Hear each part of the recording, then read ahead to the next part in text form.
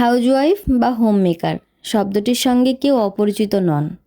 অনেক সময় পুরুষদেরকে বলতে শুনেছি, আমার ওয়াইফ কিচ্ছু করে না, শি ইজ হাউজওয়াইফ। ছেলে মেয়েদের বলতে শুনেছি, মা তো কিছু করে না, মা হাউজওয়াইফ। এখন তো মহিলারা এটা শুনতে শুনতে অভ্যস্ত হয়ে পড়েছেন। ওনাদেরও যদি জিজ্ঞেস করা হয় যে আপনি কিছু করেন, ওনারা বলবেন না, আমি কিচ্ছু করি না, আমি হাউজওয়াইফ। এই কথাটা আমার কাছে শুনতে একদমই ভালো লাগে না, খুব বিরক্ত লাগে। আরে আপনি কিছু করেন না মানে কি? আপনি কি শুধু বসে বসে খান?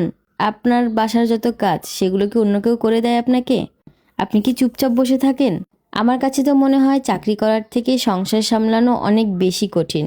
সকালের নাস্তা, বিকেলের নাস্তা, দুপুরের রান্না, রাতের রান্না, তারপরে ঘরে যদি 5 জন সদস্য থাকে, 5 জনের 5 রকম পছন্দ থাকে।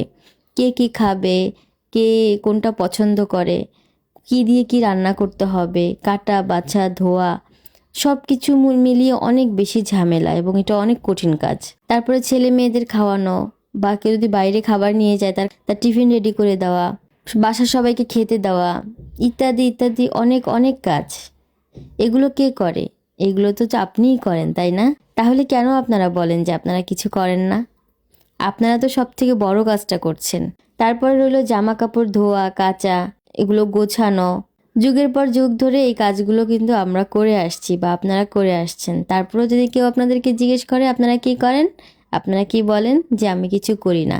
দয়া করে আজ থেকে এই কথাটা বলা বন্ধ করুন যে আমি কিছু করি না। একটু চিন্তা করে দেখেন, আপনিই সব থেকে বেশি কাজ করেন।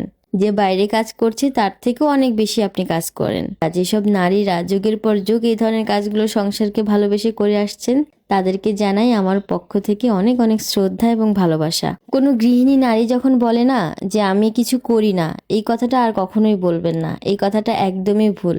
আসলে আপনি অনেক বেশি কাজ করছেন, আপনি সবার টেক কেয়ার করছেন, আপনি সবার জন্য রান্না করছেন, সবাইকে দেখাশোনা করছেন, পুরো ঘর সামলাচ্ছেন।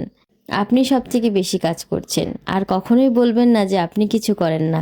তারপরে আবার যেসব নারীরা ঘর সামলিয়ে বাইরে কাজ করছেন, তারা তো আরও এক ধাপ বেশি কাজ করছেন, তারা তো সুপার ওমেন। আমার মতে নারীদের উচিত সংসার বাচ্চা যেভাবে খুব সুন্দরভাবে সামলাচ্ছে, যত্ন নিচ্ছে, সেইভাবে নিজেরও একটু যত্ন নেওয়া উচিত। নিজের শারীরিক মানসিক দুই দিকেরই যত্ন নেওয়া উচিত।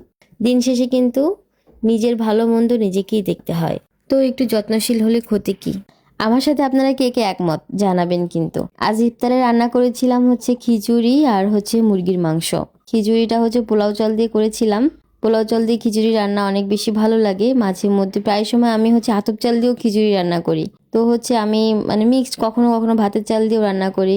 এক এক সময় এক একটা রান্না করি যখন যেটা ভালো লাগে। পোলাও চালটা বেশি পছন্দ করে ঘরের সবাই, তো আজকে ইফতারের জন্য এইটাই আয়োজন করেছিলাম।